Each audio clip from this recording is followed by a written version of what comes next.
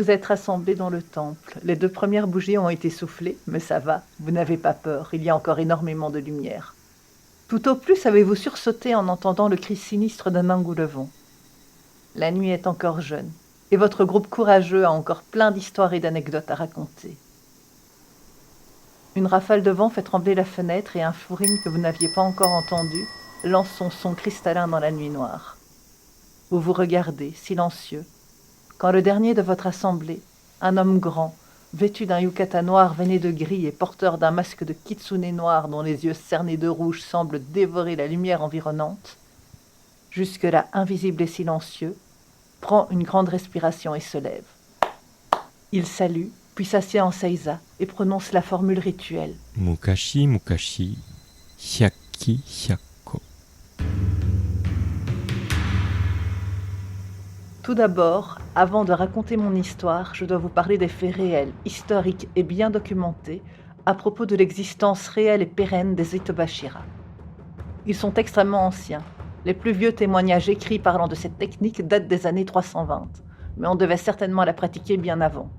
Sûrement même depuis le début des constructions un peu sérieuses de l'humanité, au moment où la foi envers les dieux et autres entités supérieures s'est manifestée. Avez-vous déjà entendu parler des Itobashira? On en trouve des traces un peu partout dans le monde, mais plus particulièrement au Japon. Alors, on peut considérer les victimes de crimes odieux coulées encore vivantes dans le béton des fondations comme des Itobashira. Mais d'abord, Itobashira, ça veut dire quoi? Ça vient de Hito, personne, et Bashira, pilier, qu'on peut donc traduire par pilier humain. La légende raconte que de tout temps, pour contenter les kami, les esprits ou divinités japonaises, quand on empiétait sur leur domaine, par exemple pour construire un château ou un pont, leur fournir un sacrifice humain était de bonne aloi pour permettre à la structure d'être construite et de rester debout longtemps. Ce serait le cas dans le donjon du plus ancien château encore debout, le château de Maruoka, construit en 1576. Aussi dans le château de Matsue, ou encore dans le pont Matsue Ohashi à Izumo, en ce qui concerne les bâtiments les plus connus. Bien que cette pratique se soit éteinte officiellement vers la fin du XVIe siècle, certaines disparitions reportées à proximité de constructions titanesques restent à élucider.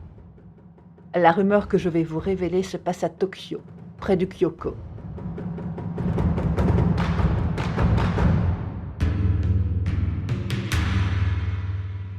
Le Kyoko, c'est la résidence impériale, un énorme palais constitué de plusieurs bâtiments entourés de jardins et de douves.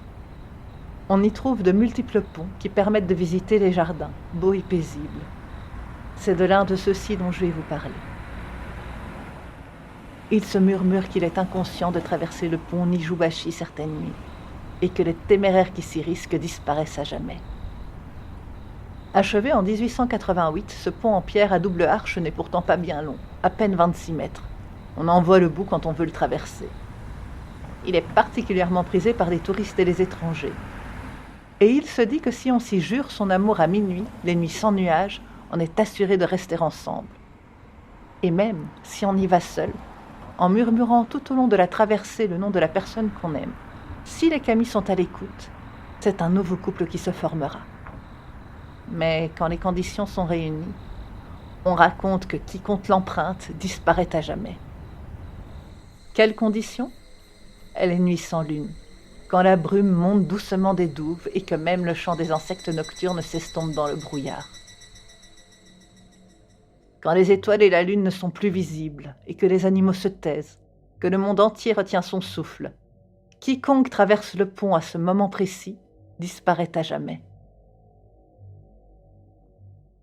Lors de la reconstruction du pont en 1964, on a découvert des dizaines de cadavres enterrés dans les fondations et les piliers, certains allongés à terre, d'autres debout. Sur ceux où il restait de la chair sur les os, les expressions du visage étaient tourmentées, terrifiantes et terrifiées, comme s'ils avaient été enterrés vivants et avaient souffert longtemps avant de mourir. Et même si on leur a offert à tous sépulture décente et cérémonie funéraire, on dit que certaines nuits, si on tend bien l'oreille et qu'on se met au milieu du pont, on peut entendre leurs lamentations.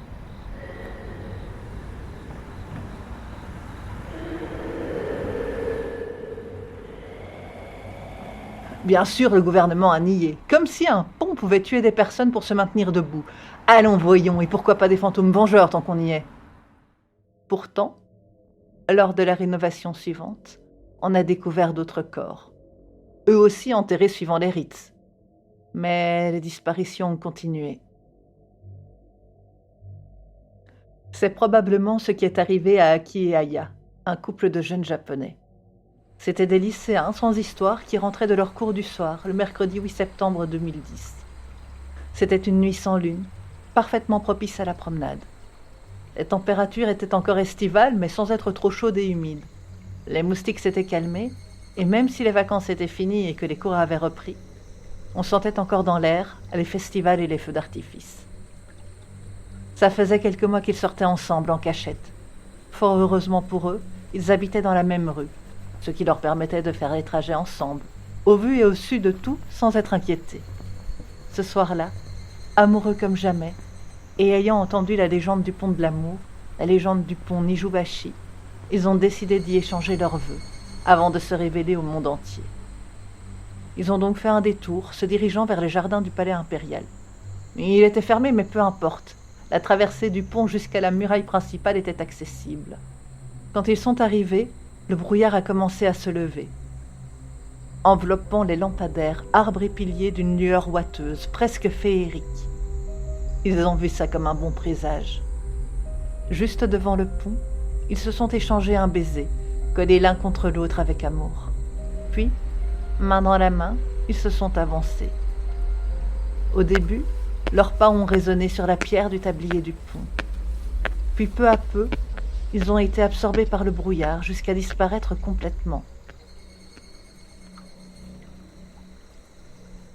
Enfin, il y eut le silence. Ils ne sont jamais arrivés jusqu'au bout du pont et on n'a plus jamais entendu parler d'eux. Ils se sont rajoutés à la longue liste des gens disparus aux alentours du Kyoko. Mais que deviennent ces personnes?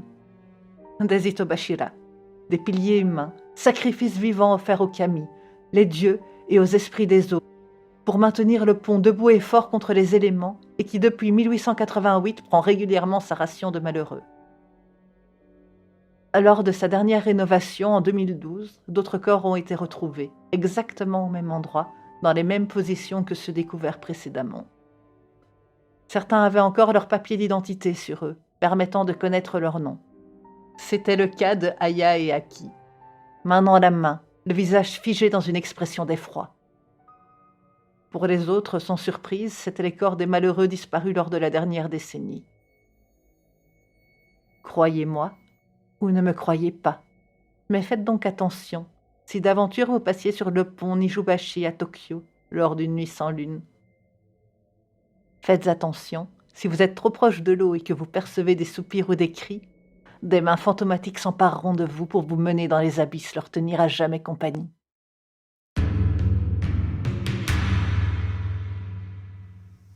L'homme au yukata sombre venait de gris, le masque toujours posé sur la tête, les yeux pétillants, se relève, ses genoux craquant encore plus fort que la première fois. Claudiquant un petit peu, il fait quelques pas et se penche en avant, souffle une troisième bougie.